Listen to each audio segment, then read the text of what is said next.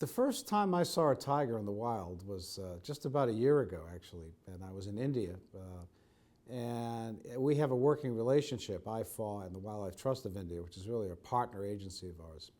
And so they took me out to Manas National Park, and we're in the back of kind of a Range Rover and talking about things. And then all of a sudden, to my right, I look and there's a tree and a bit of open space, and there she is, maybe about 50 feet away. And the sight was incredible. You know, whenever you actually see an animal in the wild, it's so totally different from seeing one in captivity. It's because there it is, it's in the wild, it's its own territory, and my God, what a magnificent animal. I mean, just the most beautiful thing I think I've ever seen. You don't realize how big they are until you get up close, and they are, I think they're the biggest cats in the world, and they are amazing. But they are also the canary in the coal mine. Tigers are in desperate trouble. I mean, they are down 97% from what their abundancy was before 1900.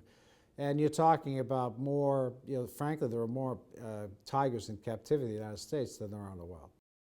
It's really two variables, you know. It always comes down to the same thing. It's habitat loss or fragmentation or degradation and commercial exposure, commercial taking.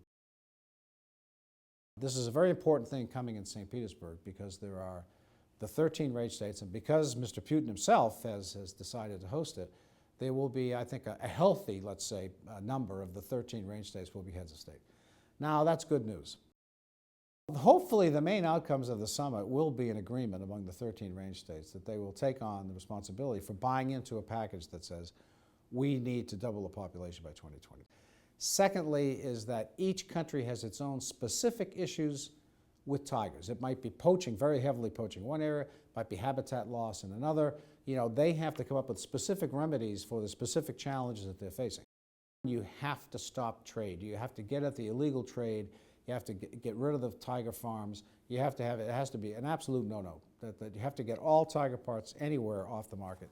And then you have to go from there and enforce that very, very strictly, and then open up, you know, make sure that the habitats are being protected, that their corridors are intact, because oftentimes it's not just the loss of habitat, it's fragmentation of habitat.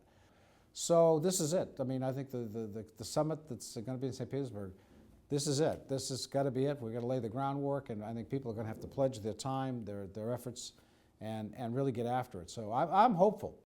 So if we can't protect them, what does that say about protecting ourselves down the road?